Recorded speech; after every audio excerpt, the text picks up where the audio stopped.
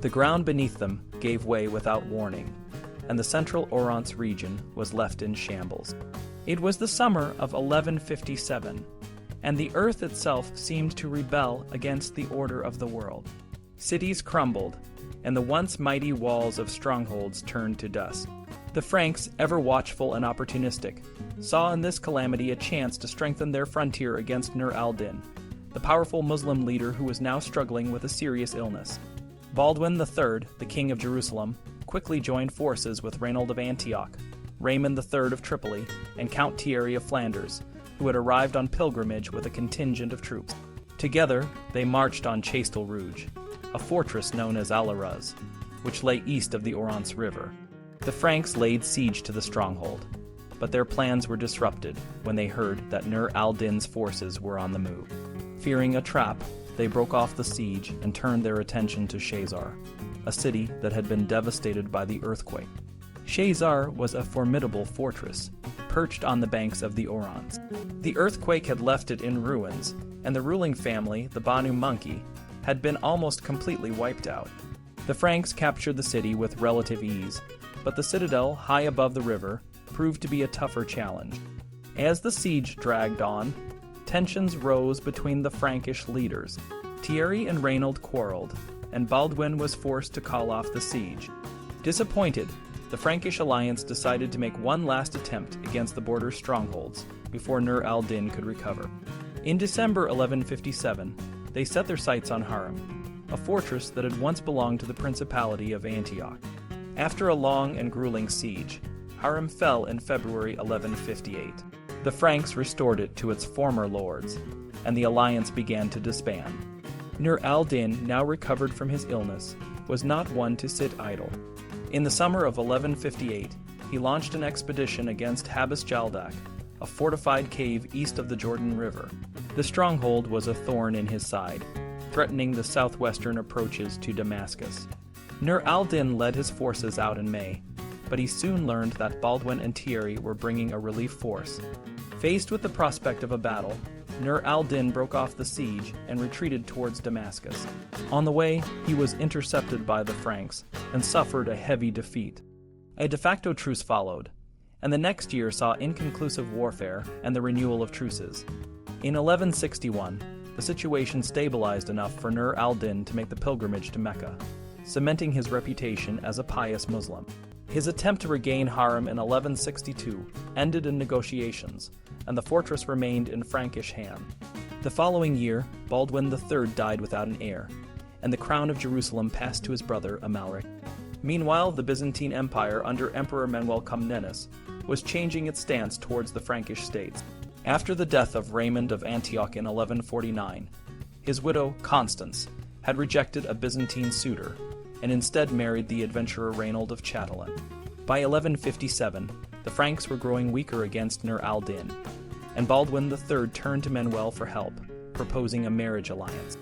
After lengthy negotiations, Baldwin married Theodora Comnena, a niece of the emperor, in 1158. This alliance bypassed Antioch, isolating the principality. In 1159, Manuel led his army into Cilicia, reconquering the plain from the Armenians and wintering at Massais. Reynold, who had compromised himself by raiding Byzantine Cyprus with the Armenians in 1156, hurried to the emperor's camp to make a public submission. He swore fealty to Manuel and promised to surrender the citadel of Antioch.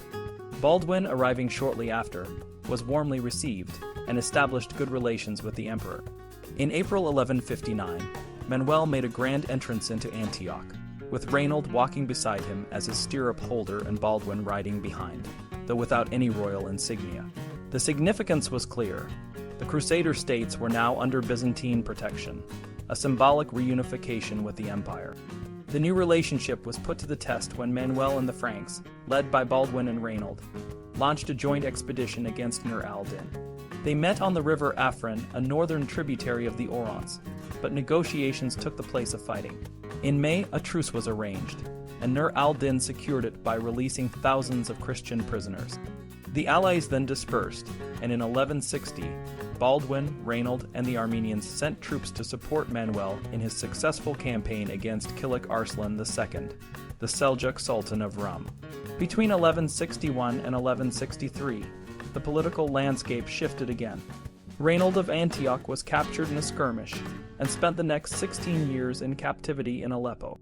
Manuel married Maria, the daughter of Princess Constance, further tying the principality to the empire. Constance's son, Bohemond III, was finally installed as the ruler of Antioch after years of conflict. Amalric, the new king of Jerusalem, married another of Manuel's nieces, Maria Comnena, in 1167, solidifying the alliance between the kingdom and the empire. The Franks and their allies were not the only ones with their eyes on Egypt. The Fatimid Caliphate, a shadow of its former glory, was rife with internal strife. The Wazir Prime Minister Talibi Ruzik had installed a child caliph, al-Adid, in 1154. But by 1161, Tali was dead, and his son Ruzik took his place. The struggle for power intensified when Shawar, the governor of Upper Egypt, overthrew Ruzik in 1162 and became the new wazir. Shawar's rule was short-lived. In 1163, Durgam, an Arab military chief, raised a revolt and supplanted Shawar as wazir. Shawar fled to Nur al-Dīn in Damascus, seeking help to regain his position. Nur al-Dīn, seeing an opportunity to extend his influence, sent his trusted commander Shurka to reinstate Shawar. The Franks, under Amalric, were also interested in Egypt, and in 1163, Amalric led an expedition to the eastern edge of the Nile Delta, coming within 48 kilometers of Cairo. The Egyptian army, led by Durgam's brother, fell back to Bilbays, and an order was given to cut the defenses that protected Egypt from the Nile flood. Amalric, realizing the danger, retreated, and his expedition failed. Shawar, now back in power, refused to pay the tribute he had promised to Nur al-Dīn. In 1164, Durgam, who had turned to Amalric for help, was killed, and Shawar was restored as wazir. However, Shurka's ambitions were far from satisfied, and he continued to press Nur al-Dīn for a second invasion of Egypt. In 1167, Nur al-Dīn finally gave his consent, and Shurka led a Syrian force into Egypt. The Franks, under Amalric, responded with a counter-invasion, and the two forces met in a battle at al-Baybain, south of Ashmanane. The battle was indecisive, and both sides withdrew from Egypt. Amalric left a representative in Cairo to ensure the payment of the annual tribute. The contest for Egypt continued to escalate. In 1168, Amalric launched another invasion, taking Bilbays and advancing towards Cairo. Shawar, in a desperate move, set fire to the ancient city of al-Fustat. Al-Adid, the child caliph, sent an appeal for help to Nur al-Dīn, and in December, Shurka set out again. Amalric, realizing he could not withstand Shurka, retreated to Palestine. Shurka arrived in Cairo in January 1169, and after Shawar's murder, he was appointed wazir by al-Adid. Shurka's rule was short-lived, and he died in March 1169. 3 days later, his nephew, Saladin, accepted the caliph's commission to succeed him. The land of Egypt, with its immense resources, was now under the control of Nur al-Dīn's Syrian realm, and Saladin was at the helm. The contest for Cairo had ended, but the story of Saladin's rise to power was just beginning. Saladin's journey to power was a complex and challenging one, especially in the early years. When he first arrived in Egypt, he faced many obstacles, both from within and from outside. His role was unique and somewhat contradictory.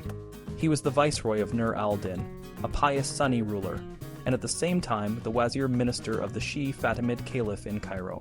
This dual role made his position delicate and required careful maneuvering. One of Saladin's first major tasks was to build a loyal and reliable military force. After his uncle Shurka died, Saladin inherited the command of the expeditionary force. However, this force was divided into two groups, the Nuriyya, who were loyal to Nur al-Dīn, and the Asadiyya, who were personally loyal to Shurka. To strengthen his control, Saladin formed his own personal guard, the Salahiyya, and encouraged his family members to join him in Egypt. His brother Turan Shah, who arrived in July 1169, became a key figure in military operations. Other important family members included his two nephews, Taqi al-Din Umar and Farrukh Shah, and his father Ayyub, who arrived in April 1170. To secure his family's power, Saladin granted important financial assignments, iqtas, to his relatives. For example, his father Ayyub received control over Alexandria, Damietta, and al-Buhaira, which were crucial ports and a frontier province. Turan Shah was given control over Upper Egypt, including Qus, Aswan, and the Red Sea port of Idhab, which were remote and difficult to manage from Cairo. Saladin's position in Egypt was not without internal threats. The Fatimid Palace, the seat of the Shi'i Caliphate, was a constant source of tension. In August 1169, the Black Troops, a significant part of the palace's military, rebelled in Cairo and marched on Saladin's residence. Turan Shah led the resistance, and with the support of the Salahiyya, they drove the rebels to the Zuwayla Gate. The rebels asked for mercy and were allowed to cross the Nile to Giza, but Turan Shah followed them and massacred them on August 23rd. Externally, Saladin faced a threat from the Franks, who were preparing to invade Egypt again. King Amalric of Jerusalem, supported by a large Byzantine naval force led by Emperor Manuel Comnenus, laid siege to Damietta in October 1169.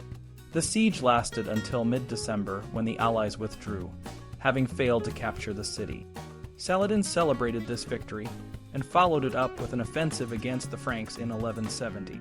He captured Gaza and then took the fortress of Ayla at the head of the Gulf of Aqaba, returning to Egypt victorious in February 1171. Saladin's growing influence and independence were not well received by Nur al-Din, who felt a sense of jealousy. However, in 1171, on Nur al-Din's initiative, Saladin took a significant step that aligned with both their pieties and resolved a major issue in his position. He ended the Shi'i Fatimid Caliphate and restored Egypt to the Sunni Abbasid Caliphate of Baghdad. This was done in 2 stages. On the first Friday in September 1171, the name of the Fatimid Caliph was omitted from the Khutbah sermon in the mosques, and by the following Friday, the name of the Abbasid Caliph, al-Mustadi, was mentioned instead. The Fatimid Caliph, al-Adid, died on September 12-13, having learned that his name had been removed from the Khutbah.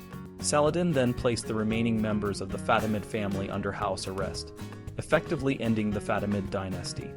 Despite this, tensions between Nur al-Din and Saladin continued. Nur al-Din was particularly concerned about the financial and military cooperation with Egypt. Saladin used Egypt's wealth for his own benefit, and only sent a meager tribute to Nur al-Din. In 1172, Nur al-Din sent an official to audit Egypt's finances, which Saladin initially resisted but eventually agreed to. Nur al-Din's plans for joint military action against Jerusalem also faced setbacks. For example, in 1171, a planned joint operation against the Frankish stronghold of al-Karak failed when Saladin, after a conflict with nomads, returned to Cairo. Another expedition in 1173 ended prematurely due to the death of Saladin's father. The political landscape changed dramatically in 1174, when both Nur al-Din and King Amalric died. Nur al-Din's young son, al-Salih Ismail, and King Amalric's son, Baldwin IV, a leper, inherited their thrones. This created a power vacuum that Saladin was quick to fill. On July 25, 1174, al-Salih and his court moved to Aleppo, and Saladin entered Damascus on October 28, meeting little resistance. He then focused on strengthening his hold over southern Syria, and inherited Nur al-Din's commitment to the jihad against the Kingdom of Jerusalem. Saladin faced opposition from the Zangids, who saw him as a usurper. He needed to secure Syrian territory and establish his legitimacy. He captured key cities like Hims and Hama in 1174, and defeated a Zangid army from Mosul near Hama in April 1175. He also tried to encircle Aleppo by taking control of strategic locations around the city. In 1176, he won a battle at Tal al-Sultan and captured more territories to the north and northeast of Aleppo. Saladin's legitimacy was a crucial issue. He sought recognition from the Abbasid Caliph in Baghdad, the sole source of legitimate authority for Sunni rulers. After occupying Damascus, he asked the Caliph to invest him with Egypt and Syria, but the Caliph was cautious, investing Saladin only with the territories he already controlled. When al-Salih died in 1181, Saladin asked the new Caliph, al-Nasir, for investiture with Mosul and Upper Mesopotamia, but the caliph only granted him permission to take them in. Saladin also aimed to prove his legitimacy through his prowess in the jihad. However, his early military campaigns against the Franks were limited and sometimes unsuccessful. In 1176, the Franks raided near Damascus and the Bekaa Valley, and Saladin's brother, Turan Shah, was defeated at Ain al-Jar. In 1177, Saladin marched on Ascalon but allowed his troops to disperse, leading to his defeat by Baldwin at Mount Gisard. The Franks also built a fortress, Beit al-Azan, at Jacob's Ford, which Saladin captured in 1179. In June 1179, the Franks were caught between Saladin and his nephew, Farrukh Shah, and suffered a heavy defeat in the plain of Marj Ayan. A truce was made in 1180, but it did not last. In 1181, Saladin and Farrukh Shah attacked Baisan, but were resisted by a Frankish force, leading to an inconclusive battle. Saladin's focus on securing his position and expanding his territories in Syria and Mesopotamia was crucial in the years following Nur al-Din's death. His efforts to gain legitimacy through the Abbasid Caliph and his military successes, despite some setbacks, helped him establish himself as a powerful and influential ruler in the region. In the years after Saladin and Reynold of Chatillon's conflicts, the Holy Land saw a shift in power dynamics. The Kingdom of Jerusalem, already weakened by internal strife, faced a new challenge when Saladin, the mighty leader of the Muslim forces, set his sights on capturing the lands held by the Franks. Saladin had a particular grudge against Reynold, who had attacked Muslim caravans and even planned to invade the holy cities of Mecca and Medina. This personal rivalry added fuel to the broader conflict between the Muslims and the Crusaders. Despite Saladin's numerous attempts to take the great castle of Al-Karak, where Reynold resided, his efforts were thwarted by timely Frankish relief forces. The situation in the Kingdom of Jerusalem worsened when King Baldwin IV, known as the Leper, died in 1185. His young nephew Baldwin V became king but passed away just a year later. This led to a power struggle between Sibyl, Baldwin V's mother, and her husband Guy of Lusignan, against Count Raymond III of Tripoli. The kingdom was divided, and when Saladin launched a major attack in 1187, the Franks were not united. The decisive battle took place near Hattin in July 1187. The Franks were badly defeated, and their army was nearly wiped out. Saladin captured King Guy and Reynold of Chatillon, executing the latter personally. With the Frankish army destroyed, Saladin quickly conquered most of the kingdom, including the holy city of Jerusalem.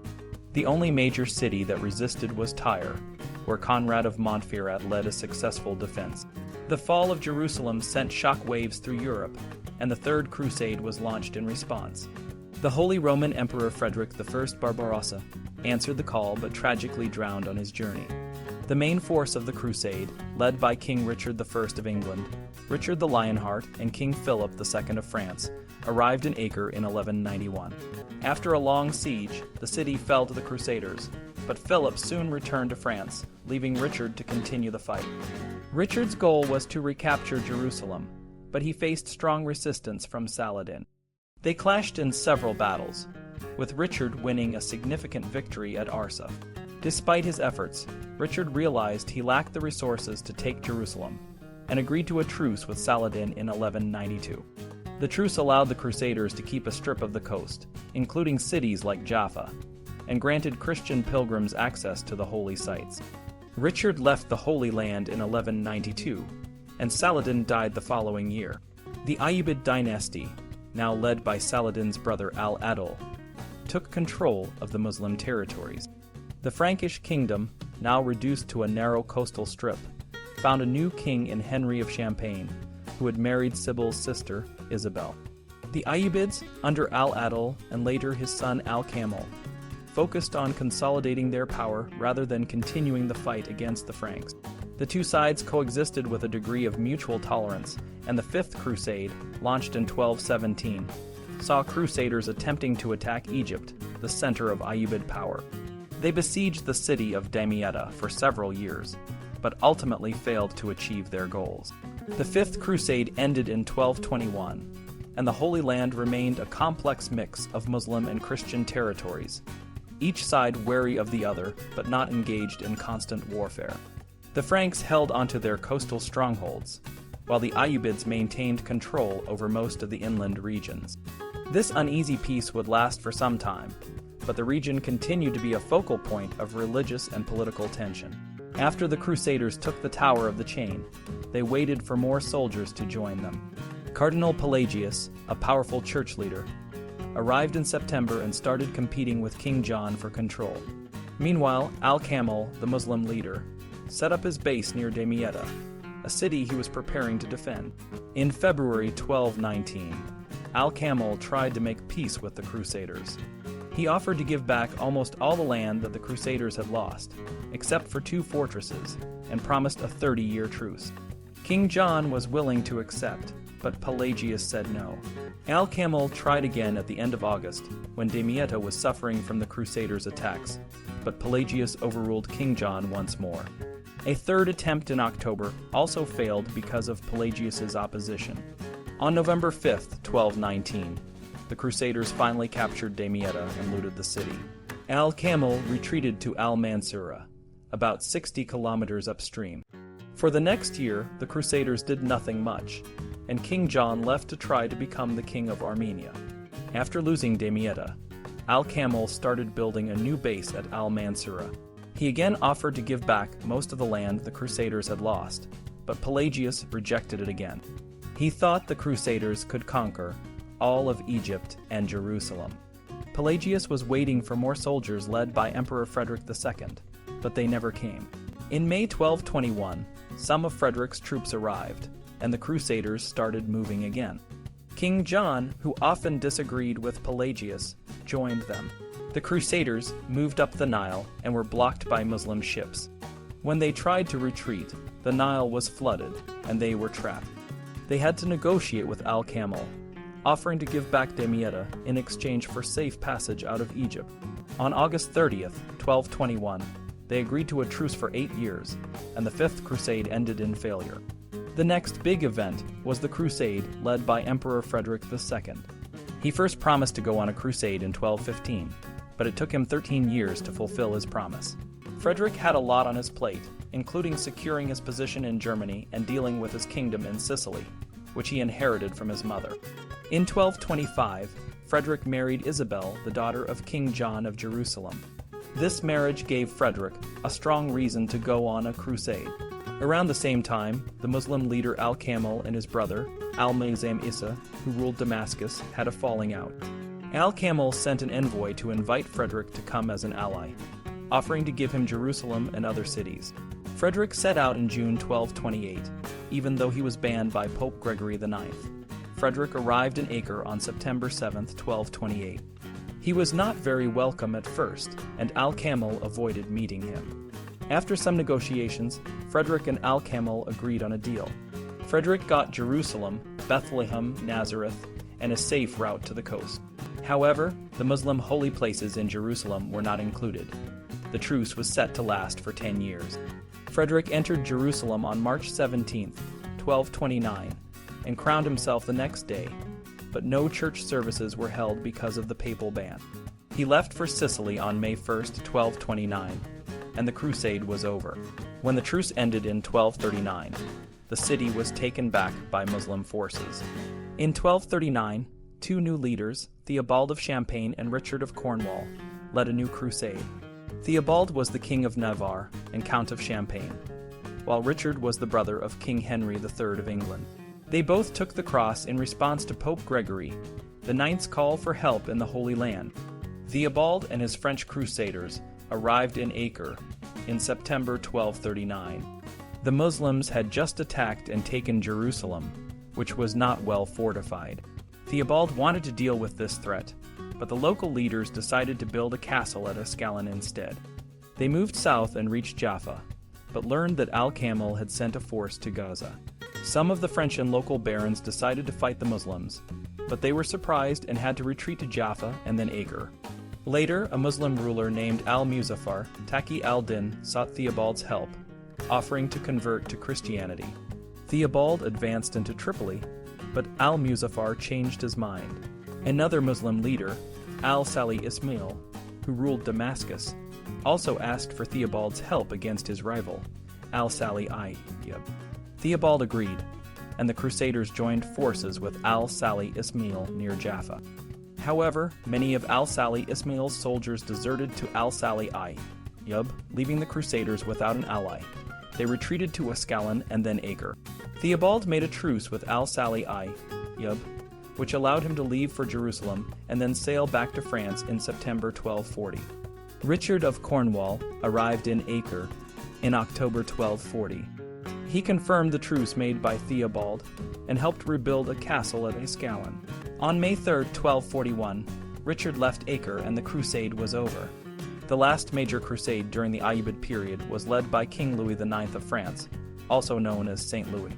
This crusade followed a similar path to the Fifth Crusade. Louis and his French knights sailed from Marseille and spent the winter of 1248-49 in Cyprus. While there, Louis received an envoy from the Mongol Great Khan, who was sympathetic to Christianity. Louis sent a tent chapel and 2 Franciscan friars as envoys in return. Louis and his army landed at Damietta on June 5, 1249. The Muslim leader al-Salih Ayyub, who was very sick, rushed to Egypt to lead the resistance. The Crusaders easily took Damietta and used it as their base. In October, after the Nile flood receded, Louis began his advance south. More French reinforcements arrived, and the Crusaders camped outside al-Mansura. In February 1250, a local Egyptian showed the Crusaders a ford across the Nile. The king and his brother, Robert of Artois, led the army across. Robert, ignoring the king's orders, charged into al-Mansura and was killed. Louis won the battle and camped outside al-Mansura. In April, he decided to retreat to Damietta and negotiate. However, the Muslim side was in turmoil. Al-Salih Ayyub had died in November 1249, and his wife, Shajar al-Dur, and a Muslim commander named Fakhr al-Din ibn al-Sheikh kept the news secret to maintain order. Al-Salih's son, Tiran Shah, arrived in February 1250 to take over. He was not a strong leader and offended the Mamluks, a group of elite soldiers. In a drunken fit, he threatened to behead the Mamluks and was eventually killed by them on or around May 1, 1250.